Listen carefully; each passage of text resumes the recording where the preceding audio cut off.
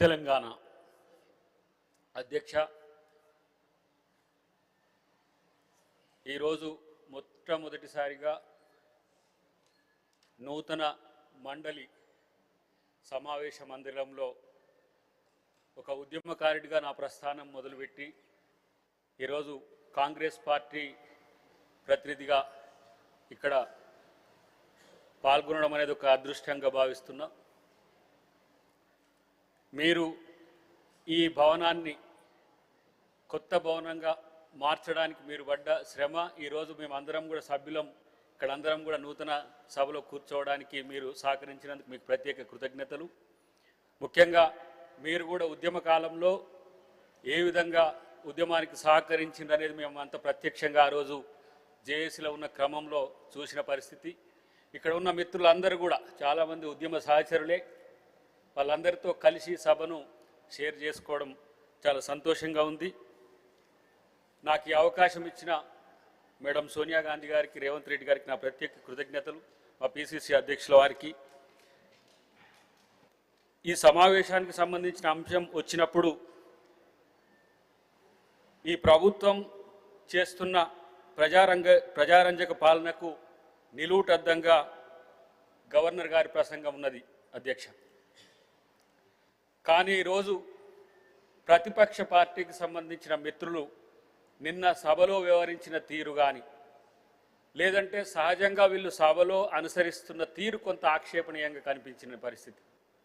ఎందుకంటే మొట్టమొదటిసారిగా అసెంబ్లీకి వచ్చి మేము చూస్తున్నప్పుడు తెలంగాణ అంటే ఏంటి, తెలంగాణ ఉద్యమం యొక్క చరిత్ర ఏంటి, తెలంగాణ ఎందుకు తెచ్చుకున్నాం, తెలంగాణ ఉద్యమ అమరవీరుల యొక్క ఆకాంక్షలు ఏంటి అనే విషయంలో వారిని అగౌరవపరిచినట్టుగా ఈరోజు నాకు కనబడుతున్న పరిస్థితి. కేవలం రాజకీయాల కోసమే సభలను వినియోగించుకోవడం అనేది నాకెందుకో కొంత ఇబ్బందికరంగా అనిపించింది. ఎందుకంటే నేను కొత్తగా ఈ సభకు రావడం వల్లనో ఏమో. ఈరోజు మా మహేష్ కుమార్ గౌడ్ గారు మా ప్రభుత్వం యొక్క లక్ష్యాలను ప్రభుత్వం అనుసరిస్తున్న తీరును ఈరోజు గణాంకాలతో సహా విశ్లేషించిన పరిస్థితి. కానీ ఈరోజు తెలంగాణ సాధించుకున్న తర్వాత అప్పుడు తెలంగాణ రాష్ట్ర సమితిగా ఉన్న మిత్రులు, ఇప్పుడు భారత రాష్ట్ర సమితిగా మారిన మిత్రులు ఎందుకో రూపాంతరం చెందినట్టుగా నాకు కనపడుతున్న పరిస్థితి. తెలంగాణ అస్తిత్వం ఎక్కడ కూడా కనపడేటట్టుగా కనిపించలేదు. ఎందుకంటే ఇంతకుముందు పెద్దలు మాట్లాడింది, గద్దర్ గారే కాదు, తెలంగాణ జాతి గీతాన్ని తెలంగాణ ప్రజలకు అంకితం చేయడంలో కూడా ఎందుకు వాళ్ళకు అడ్డం వచ్చిందో నాకు అర్థం కాలేదు. నిన్ననే మీ నేతృత్వంలో అధ్యక్ష ఇక్కడ తెలంగాణ తల్లి విగ్రహాన్ని మనం ఆవిష్కరించుకున్నాం. తెలంగాణ తల్లి యొక్క విగ్రహావిష్కరణకు ఏం సమస్య వచ్చుండే? ఒక రోజున అసెంబ్లీలో అంబేద్కర్ విగ్రహం పెట్టాలని గతంలో వాళ్ళ పార్టీలో ఉన్న సోదరి ఆ రోజు పోరాడినప్పుడు మేము ప్రజాసంఘంగా ఉండి సమర్థించి అంబేద్కర్ విగ్రహాన్ని అక్కడ పెట్టినాం. అలాంటప్పుడు మన ప్రభుత్వానికి వచ్చిన ఆలోచన గత ప్రభుత్వంలో ఉన్న వాళ్ళకి ఎందుకు రాలేదని ఆలోచన చేయాల్సిన అవసరం ఉంది. ఈరోజు 1200 మంది పైచిలకు అమరవీరులైతే 500, 600 వరకు పరిమితం చేసి మిగతా ఉద్యమకారుల పరిస్థితిని కూడా పక్కన పెట్టిన పరిస్థితి.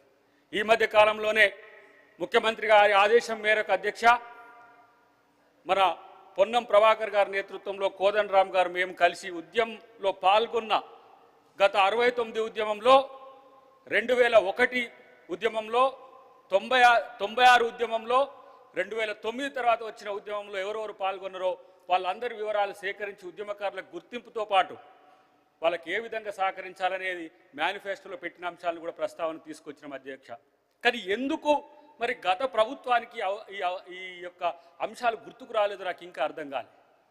నేనే అధ్యక్ష ఆ రోజు అందశ్రీ గారి యొక్క పాటను జాతికి అంకితం చేసేటప్పుడు ఆ రోజు వారి కోరిక మేరకు కీరవాణి గారితో కలిసి చేస్తే అక్కడ కూడా వాళ్ళు ప్రాంతాల మధ్యన వైరుధ్యాలు పెట్టేటట్టే చేసి తప్పితే ఎందుకు ఆ పాటను మేము మరి చేయలేదో ఇప్పటివరకు చెప్పలేని పరిస్థితి. కేవలం తన యొక్క ఏమంటాము సామాజిక స్థితిని బట్టా ఏందా అనేది నాకు అర్థం కాలేదు. అంత మంచి పాట వేణోళ్ళ ఎవరికి రాని పాటనైనా నేర్చుకొని ఆ రోజు పాడిన పరిస్థితి.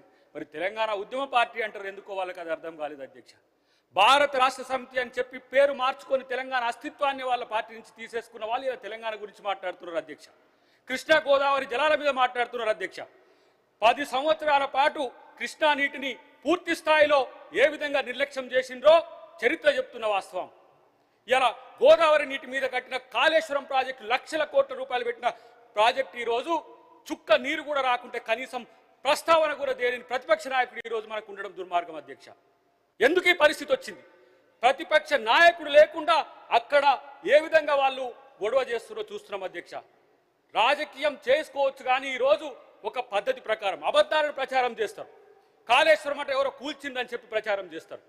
ఈరోజు 1,00,000 కోట్లే కనుక ఈ తెలంగాణ బడ్జెట్లో ఉండి ఉంటే ఎంతమంది పేదలకు ఇల్లు కట్టించేటోళ్ళం, ఎంతమంది విద్యార్థులకు ఉద్యోగాలు ఇచ్చేటోళ్ళం. నిరుద్యోగుల సమస్యను మళ్ళీ వాళ్ళే ఈరోజు తెర మీదకి తెస్తున్నారు అధ్యక్ష. 67,000 పైచిలకు ఉద్యోగాలు వాళ్ళు వేయలేక కనీసం 4 సార్లు వాటిని వాయిదా పడితే కూడా ఈ ప్రభుత్వం రేవంత్ రెడ్డి గారి పరీక్షలు నిర్వహించి ఉద్యోగాలు ఇస్తే ఉద్యోగాలు ఇవ్వలేదని చెప్తారు. వాళ్ళు మాట్లాడుతున్న తీరు చూస్తే సభలో కూడా మాట్లాడుకోలేని స్థితి. పక్క వాళ్ళకు పుట్టిన వాళ్ళను మా కొడుకులని చెప్తుందని చెప్పి వాళ్ళు మాట్లాడుతున్నారు అధ్యక్ష. ఆ నోటిఫికేషన్ వేసింది వాస్తవం కాదా, నింపింది కాంగ్రెస్ ప్రభుత్వం కాదా, లేకపోతే నిరుద్యోగులకు ఆ ఉద్యోగాలు ఇచ్చింది కాంగ్రెస్ ప్రభుత్వం కాదా అనే విషయాన్ని ఆలోచించాల్సిన అవసరం ఉంది అధ్యక్ష. కేవలం రాజకీయాలే. మనం ఫ్రీ బస్ ఇస్తే ఫ్రీ బస్సు వద్దు, ఆటో వాళ్ళని లేపుతారు అధ్యక్ష. ఇలా మూసీ ప్రక్షాళన హైదరాబాద్లో 1,20,00,000 మంది పైచిలకి ఈరోజు హైదరాబాద్లో ఉంటే, నగరం నడి బొడ్డున కడుపులో క్యాన్సర్ లాగా మూసి ఉంటే 6 మీటింగ్లు పెట్టిన అధ్యక్ష. గతంలో 6 మీటింగ్ల మినిట్స్ కనుక చూస్తే వాళ్ళ మినిట్స్ యొక్క సారాంశమే ఈరోజు మనం తీసుకుంటున్నాం. మహాత్మా గాంధీ సరోవర్ అనే ప్రాజెక్టు కూడా ఈరోజు మేము ఎందుకు ఆలోచించామంటే గాంధీ గారి యొక్క ఏవైతే ఆ రోజు అవశేషాలు ఉన్నాయో వాటిని ఇక్కడ కూడా సంగమం దగ్గర ఈసా మూసీ నది సంగమం దగ్గర పెట్టినాం కాబట్టి ఒక సెంటిమెంట్గా గాంధీ సరోవర్ ప్రాజెక్టు కడతామంటే అది 5,000 కోట్లు 10,000 కోట్లు అని చెప్పి అబద్ధాలు ప్రచారం చేస్తున్న పరిస్థితి.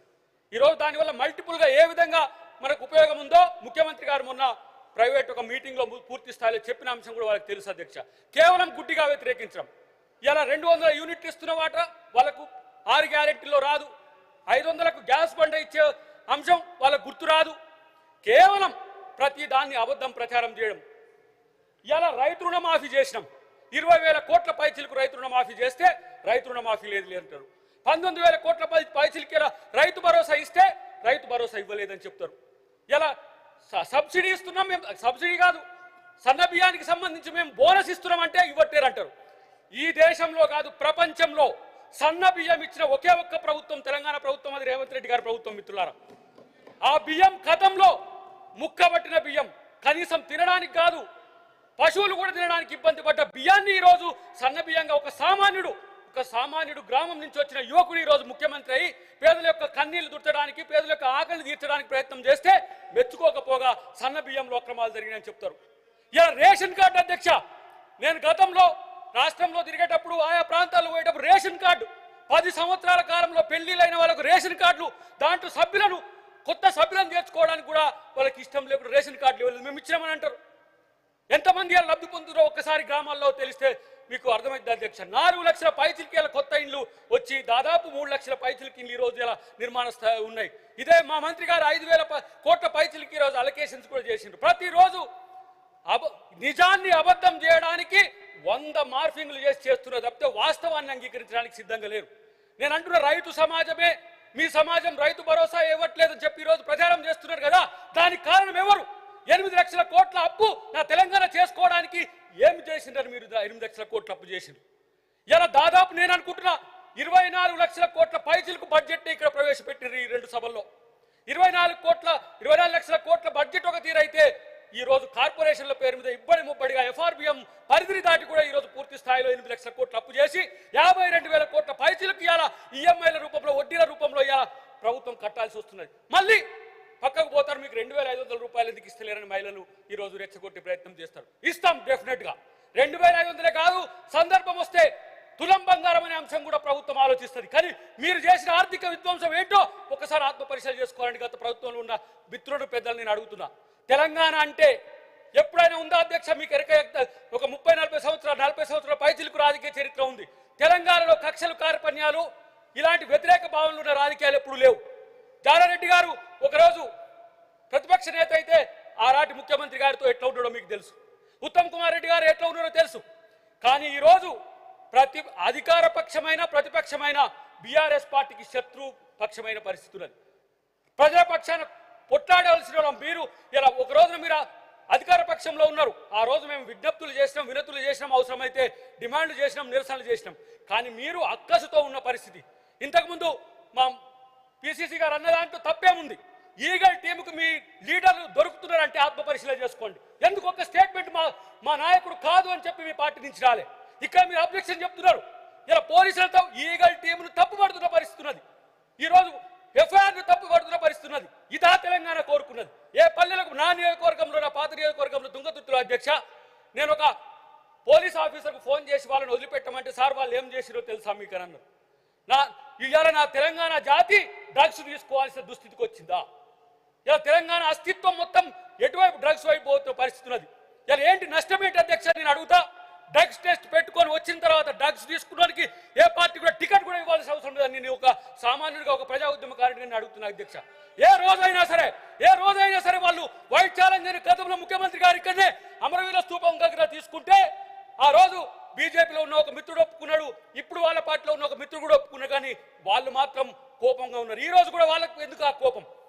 డ్రగ్స్ తీసుకోవడానికి మనం ఆహ్వానిద్దామని ఆలోచించండి మిత్రులారా. నేను ఒకటే, కేవలం ఈరోజు బీఆర్ఎస్ ప్రతిపక్షంలో ఉన్నది, మమ్మల్ని ప్రశ్నిస్తుంది కాబట్టి మిమ్మల్ని ఏదో మేము అణచివేసే ధోరణితో ఈ ప్రభుత్వం ఉండదు అధ్యక్ష.